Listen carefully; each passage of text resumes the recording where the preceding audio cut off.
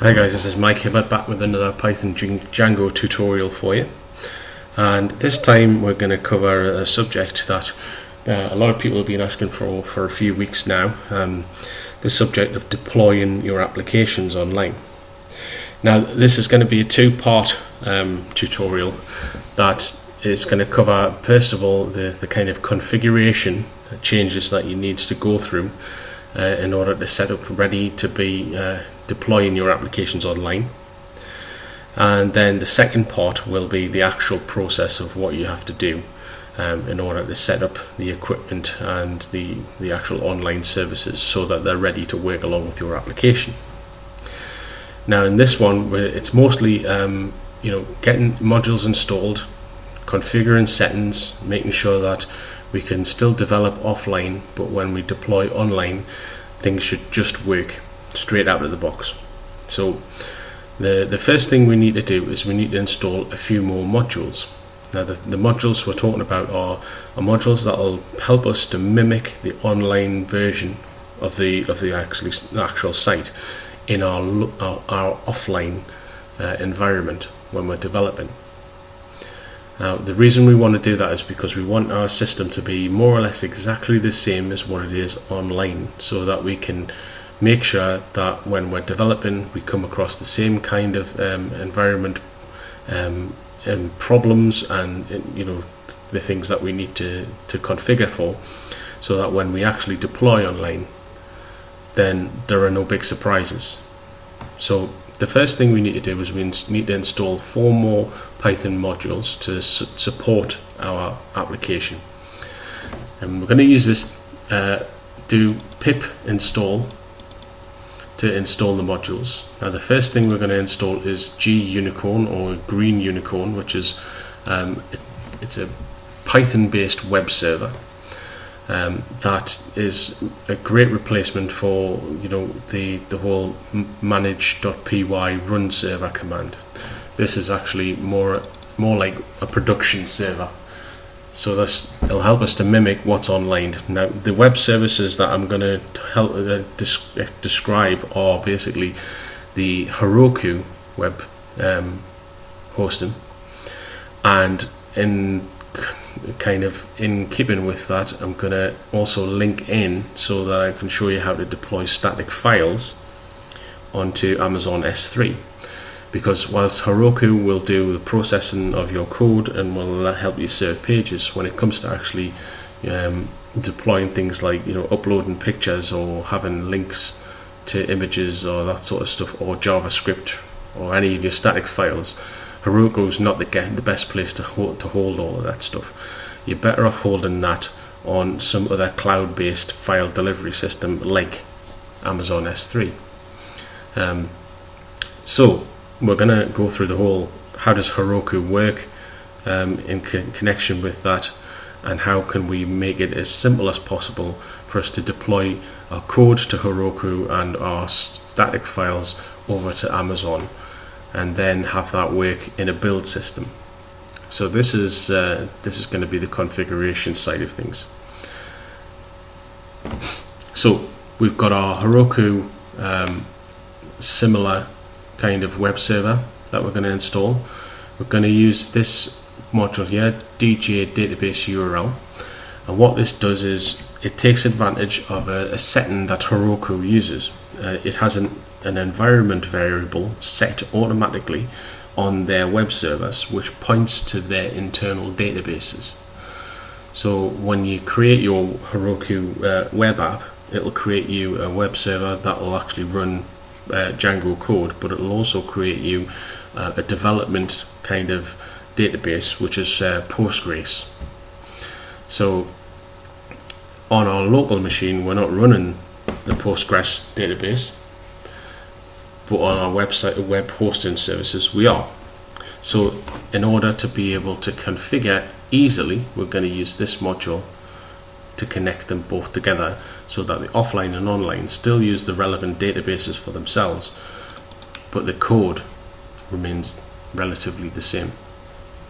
The next thing we're going to use is Boto, which is a module that helps us to interact with Amazon S3, and also the Django storages modules, which again will help us to link in with the whole Amazon S3 kind of situation. So with that command, we just run that and it should go away and chunter away for a little while, but then you'll find that those all should install relatively easily. And once that's done, we've got all the modules we need to continue with the whole configuration side of things. So if we go to the settings.py, now this is our current settings.py, we need to add a little module in there.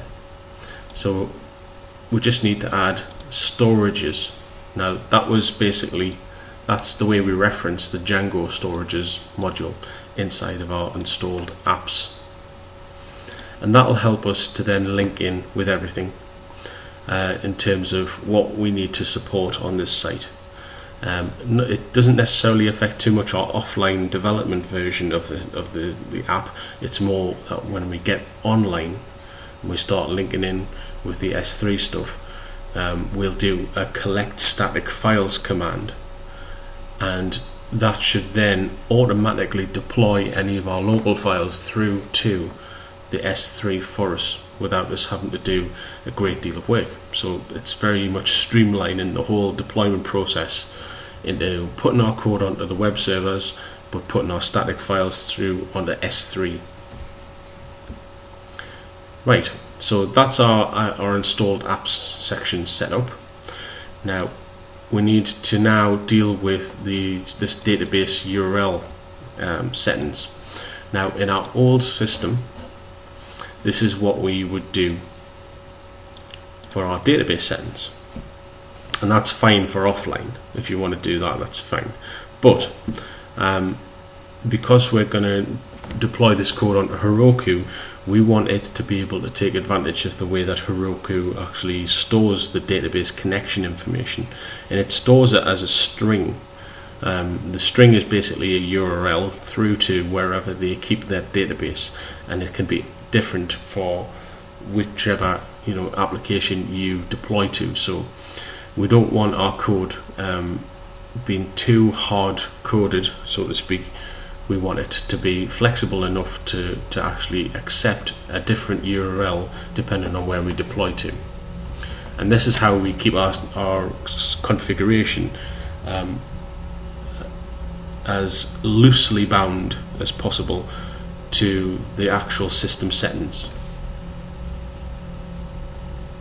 So in our new settings.py, we've replaced our databases section with this small set of lines here, and this basically uses the module that we've imported at the top of the settings.py just to basically use the config method.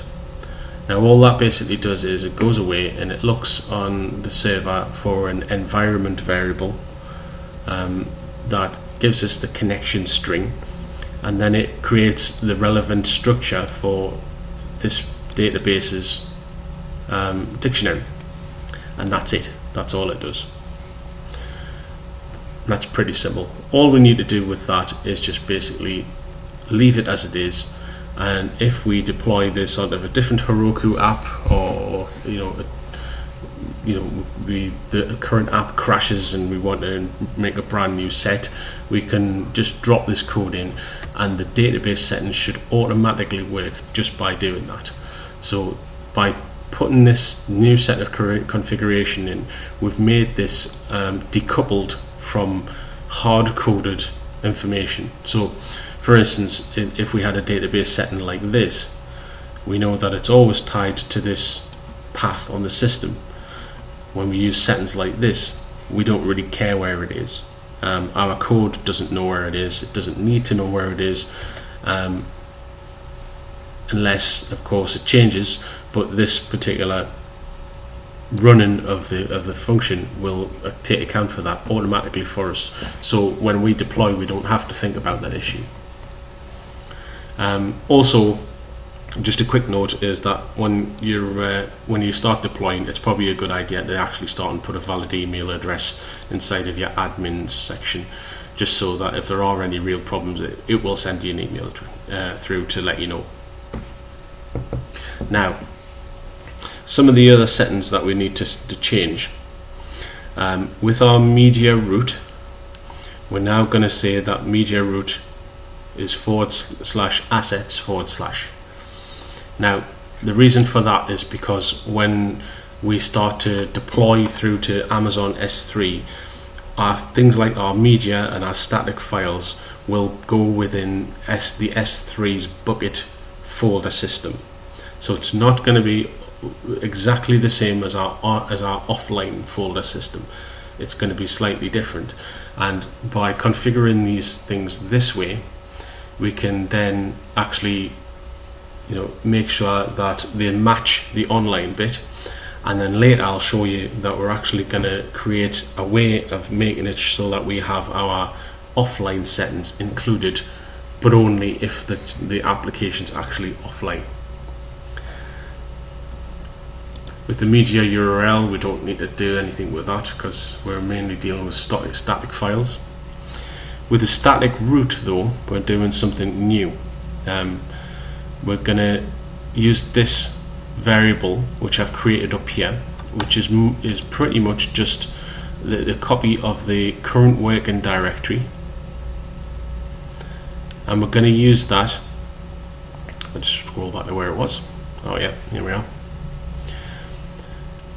We're going to join that up with the string static /, and that will automatically configure static root to be the correct path wherever this particular settings.py is in the system. So if we have a different folder structure online, this will automatically know that that's changed, and it'll reconfigure it so that it's automatically done for us. We don't have to think about that. On the static URL, things are configured for static on here, and that should be the case for our offline as well. On our static directories, we're doing the same as we were doing here, but I've just basically put in that function just to demonstrate that it just means the same thing. So we're just basically joining the path for whatever comes out of get current working directory with this extra bit for static. So these two particular pieces of code here are more or less exactly the same. It's just I thought I'd demonstrate that just to make sure that it's clear that that's all that's doing. Okay, so more settings. Let's just check. So our login, I've chosen to go back to the original version of the login for this. Now what will happen is with when I include our local settings information, this will get overridden, so we'll still be able to keep our separate log files that we had in the previous tutorial, but for the online version we should then default to emailing the admins when there's an error. So these different login settings will affect the online version, but our local settings will be overriding these, and then we should then still be able to keep the logs but have an email from our website to say that it's broken or something's crashed, which is exactly what you want. You don't want masses of log files churning away inside of your web hosting when all you really need is an email to let you know that's the problem. Again, we also have replaced the path to Whoosh, which is in a future tutorial. So if you're interested in that, I haven't done the tutorial for that just yet, but it will come. The next thing we've got is upload file pattern. Now, do you remember way back when we created an upload file field in our models? We made the file field in our article model, and we said upload file name was the upload to setting, which basically calls this function here. Now, what we've done is we've repurposed that slightly.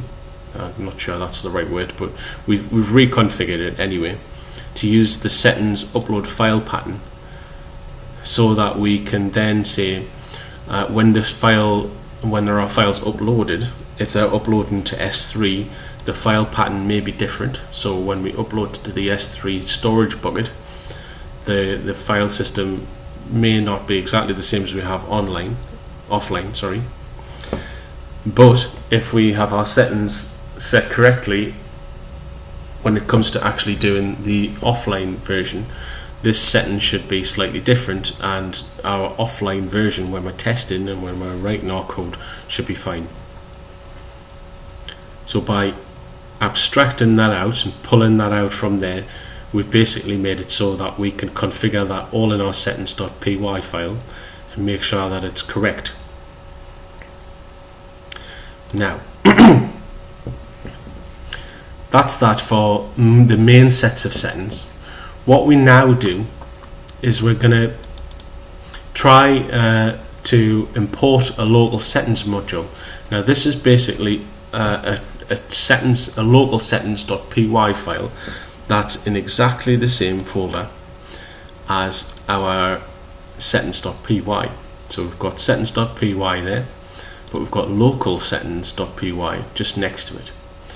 And the reason why we're doing that is because this file will get imported into our settings, but it won't be included in the files that we deploy through to Heroku, or indeed to any of our repositories, like in Git, for instance.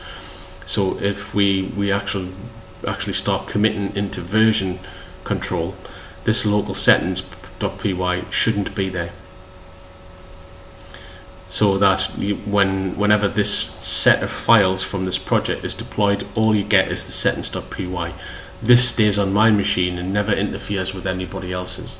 If you have more than one developer, they will all have one of these individually for themselves that they have to set, and then that should be enough for them to be able to make the application run on their system, which may have its own peculiar settings. But this main settings is what will work on a deployment machine. So we're trying to import it, and we use an exception just to make sure that it doesn't crash the system when we're trying to start up. So ideally what happens in your offline version is that you try to load local settings, and it loads and everything's fine. On your online version, when it's on Heroku, it will try to load this in, it will fail, it'll give an exception saying unable to load module local settings or something along the lines of that, but then it will just continue and it won't crash the server. So we're basically saying try to load it if it's local. If it's not loading, then just carry on anyway, because this is obviously a deployed version of the application. And then finally on this we have if not debug. Now this is another way of testing whether we're actually on the online or offline versions of the application in the code. So if it's not debug, then it's online. If it is debug, it's on our local machine. And the way that we set that is by right at the beginning of the file we set debug to false by default. So we presume that this is automatically online. If it's not, when we import our local settings, we'll change debug to true again. So if I just look at the local settings, this should be true for our local settings. Okay. So this is not a debug version, so not an offline development version. Then we need to pull in some environment variables, which will help us to work along with our storage files and our static files as well. So we've got AWS storage bucket name, and that should pull in from an AWS storage bucket name environment variable that we're going to set using Heroku's interface. and that's going to be covered in the next tutorial, so you don't need to think about that just right now. All we're really doing is we're looking at why or what sort of things need to change in your settings. So we've got the bucket name, we've got an access key ID, and if you've never used S3, then it's probably a good idea if you go over to Amazon's web services section and have a good nose around there and find out what's required. There's also a secret access key that you'll need to get, but you'll get that once you set up your bucket in Amazon. And there's a very straightforward explanation of how to do that on Amazon's website, so I'm not going to describe how to actually set up these services with S3.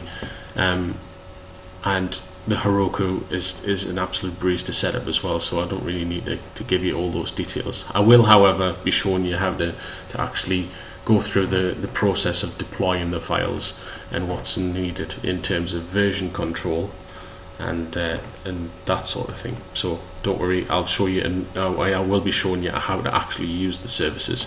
I just think that it's beyond the scope of the tutorial to actually go into a web page and show you how to click a few buttons, which you could probably manage that on your own. So what we've done here also is we're going to change the storage types. So the static file storage is going to be changed through to storages.backends.s3boto.s3boto storage, and this basically is the module that knows how to connect through to S3 storage buckets and store files in there. And we need to set these, so the static file storage but also the default file storage, through to that, because when we actually start to do our collect static command, we'll use those settings to initialize the storage bucket with the files that we've got in our local copy of static files, and it'll upload those to there automatically for us.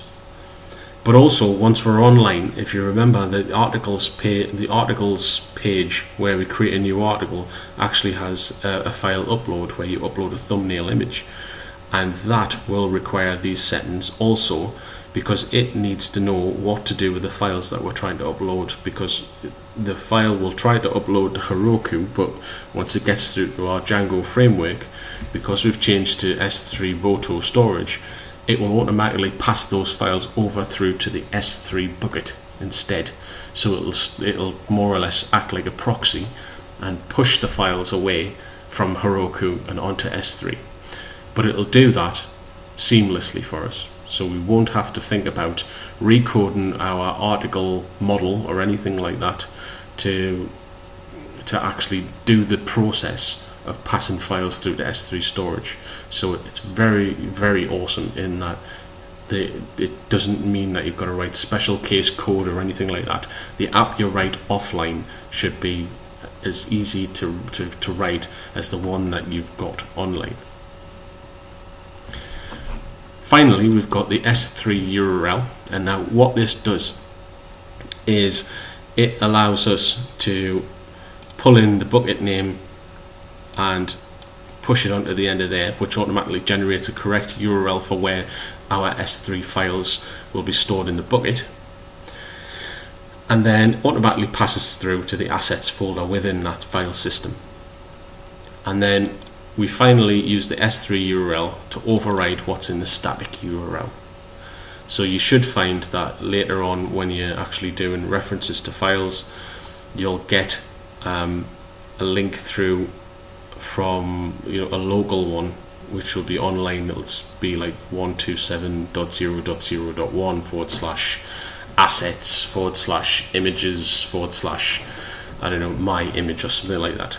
But when it goes online, it will automatically replace that 127.0.1 etc.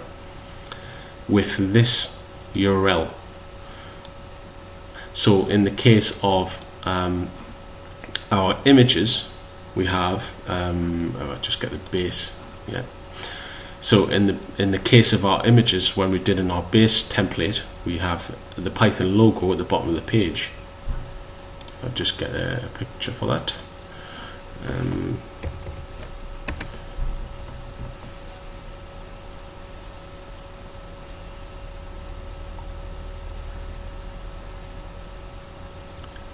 Just a second while that loads.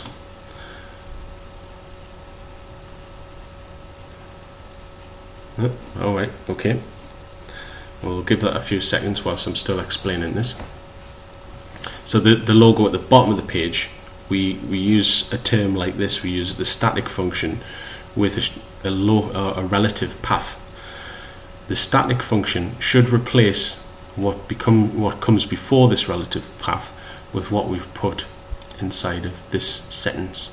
So for online, it'll use this S3 URL, but for offline, it'll use the other ones. Right, so there you go, it's loaded. So that's the image there. So if I just inspect that, as you can see, it's automatically changed the URL through to Django tutorials.s3.amazonaws.com assets, images, Python logo, and it's reconfigured that because of the setting that we used here to use the change the static URL. Okay, so that's what we've done in the settings.py. Let's take a quick look at the local settings.py to see what's different, so that we can actually do the local settings for our development version. Now the first thing is obviously that we're going to again pull in the DGA database URL system. In this case, we're going to use it slightly differently because we want to basically use our SQLite database, and we're going to use a string like this, which basically replaces this middle section with the project directory, which we've pulled in from our settings.py. So again, we're loosely binding the actual folder settings again, so that we can make this as generic as possible. So, you know, say you've put this into version control and some other developer pulls this out, the folder system on their actual machine that they're working on will not be the same as yours. You know, the path to my database here obviously says home mic documents. You know, if a guy called Jeff is using this, then it's not going to say home mic documents for his folder path, is it? It's going to be completely different. So we've decoupled the folder directory structures by doing that. For our SQL string, that lets us connect to the database, but for other things like media root and static paths. So we've done that. Where on the admin side of things, we don't really care about the admin setting. We don't want, you know, our system trying to generate emails, because on the offline version, it's a waste of time. We've also just got a few local settings for our static URL. So we've set that to assets. You'll notice the media URL is nothing. Our media root is the static folder. Again, on the static directories, we've just basically used the decoupled version of the path through to the static folder. And for our upload file pattern that applies in our modules, we've got uploaded files just there. I think that's exactly the same. No, it's not. It's slightly different because we've got the assets just at the beginning there. So this is the online version. With our offline version, we're not including the assets path, part of the path, because that's not how our offline version of the static files works.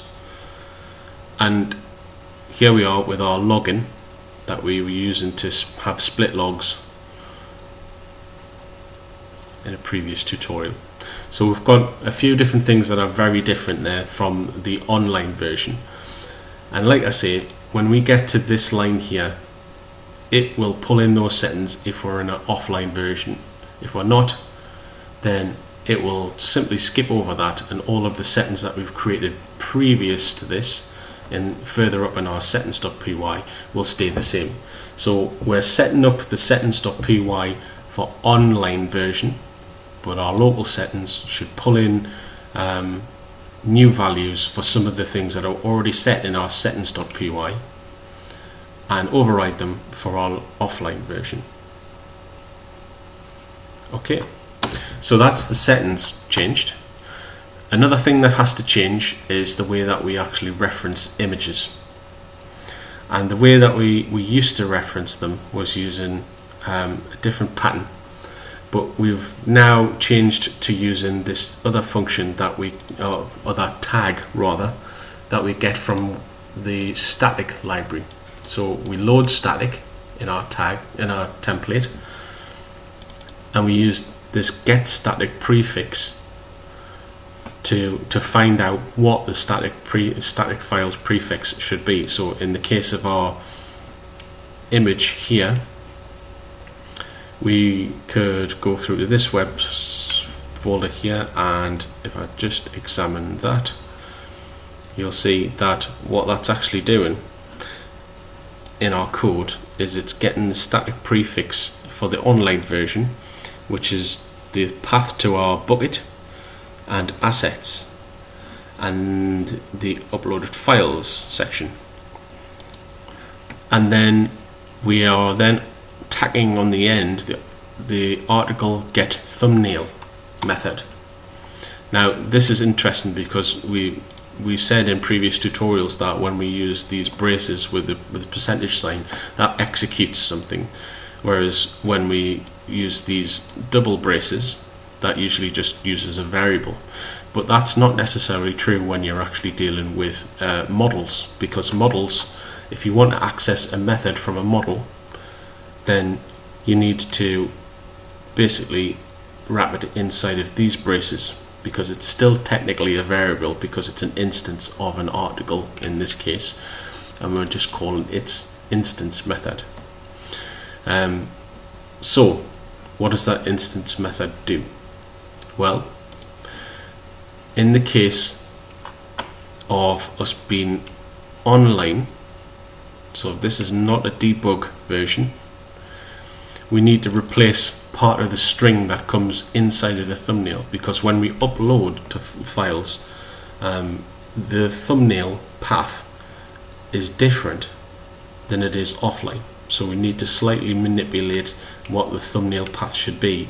So we're testing to see if this is a debug version, and if it isn't, then we need to slightly rejig that thumbnail path and return that instead of what would actually be inside of the thumbnail string. So if this isn't an offline version, we should just get the contents of what the thumbnail is. If not, we get the slightly altered version and we return that. So in our article template, we're just basically using that method to make sure that we get an appropriate online and offline version of that string. And for that's the only thing that really needs to change. In our base template, we haven't changed the path to our static image, which is at the bottom, because that doesn't need to change. But in the case of this, we do, because of the way that the whole transfer of files through to S3 happens. Paths are slightly different, so in terms of getting that right, we do have to do a little bit of logic on top of that, but not much. Okay, so that is more or less the amount of configuration that we need to do. Now, this wouldn't necessarily happen all at once. You probably would find that if you were setting up this project right from the start, you probably would have already had a basic settings.py that you would have configured in this way to start with, because most of your projects would follow this pattern in the beginning anyway. We haven't introduced these ideas until now because obviously we didn't want to overload you with information, but in the main, what you'll find is that you'll have this settings.py that you have as a default, and you'll probably save it somewhere. and whenever you create a new project, you'll probably just basically cut and paste all of these settings in, so that you can just get on with building the application. But in this case, we've gone through everything that needs to be done. In real world situations, you'll just you'll cut and paste this, and you'll probably never even think about it. You'll just kind of just drop it in and just go on with your daily activities, so to speak. So that's our configuration section. The next section, which is going to be in my next tutorial, is going to basically cover how do we actually set up the project to have version control, and also link in our version control with Heroku's web deployment system, so that we can back up our code, but at the same time also use that backup system as a way of transporting the files through to Heroku so that it can be deployed and run.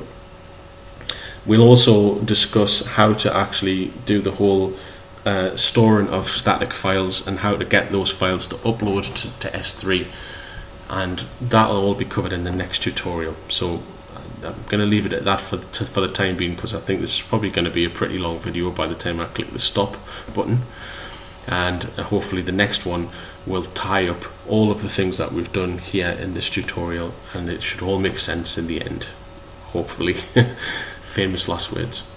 Okay, right, so I hope that this was a good information for you and you've learned something.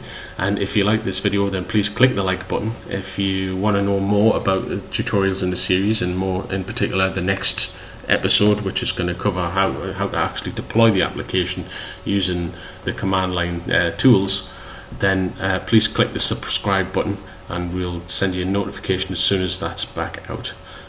Just a word of warning, I will be out of the country next week because I'm away with clients, but I'll hopefully be able to try and post that tutorial as timely as possible, but one never knows, do we? But hopefully that'll get done exactly the same time next week on the Friday. So thanks for watching, guys.